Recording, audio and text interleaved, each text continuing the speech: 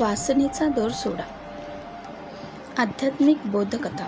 एक माणूस भगवंताच्या भेटीसाठी गोकुळाकडे निघाला होता. त्याला यमुना नदी पार करायची होती. तो नावेत बसला आणि वल्ली मारायला सुरुवात केली, पण तो भांगेच्या नशेत होता. संपूर्ण रात्र तो नाव चालवत राहिला. त्याला वाटत होते तो गोकुळाच्या जवळ पोचत आहे. सकाळ झाली. त्याने एका माणसाला विचारले, भाऊ, हे कोणते गाव आहे? तो माणूस म्हणाला, अरे, ही तर मथुराच आहे. हे ऐकून तो आश्चर्यचकित झाला.